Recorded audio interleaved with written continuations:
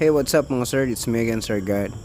So ngayong gabi ay aking isi-change oil, DIY itong aking motor, Bajaj 125. So kung ikaw ay naghahanap ng video ng DIY change oil, saktong-sakto ang video na to para sa'yo.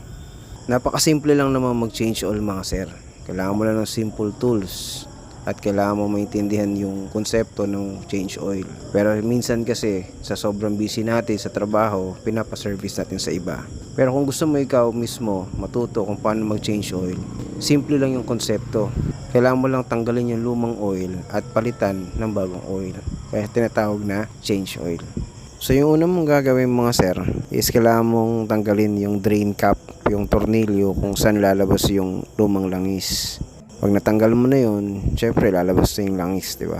Huwag mong kalimutang tanggalin yung filter.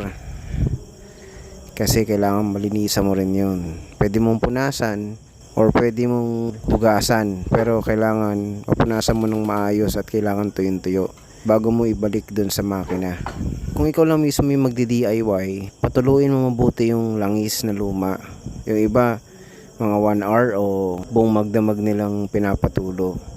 Pero kung sa shop, gumagamit sila ng machine, meron silang air spray, binubugahan nila ng hangin yung makina para mabilis matanggal yung langis. Pero kung DIY, pwede siguro kahit 1 oras na lang. Tapos, isarado mo na yung makina. So, since natanggal na natin yung lumang langis, kailangan na nating palitan ng bago. So, yung ilalagay kong langis dito ay Petron Sprint 40 SAE W20/50. Itong motor ko ay kailangan ng 1 litrong langis. Magkakaiba kasi yung mga bushing eh. Sa scooter, 800 ml.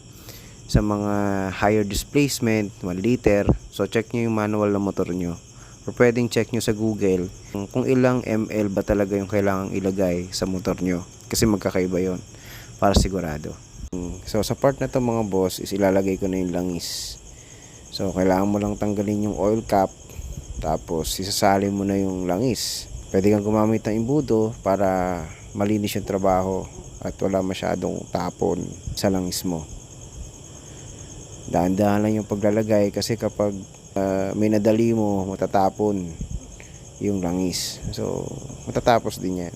Pag naubos na yung langis, sarado mo at ayun, okay na.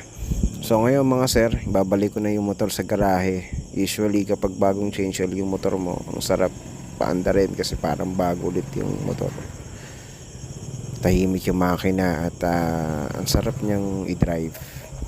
Alright mga sir, hanggang dito na lang yung video na to. Kung nakatulong sa'yo, please like, comment, subscribe para updated ka sa mga videos. Hanggang sa muli, bye bye.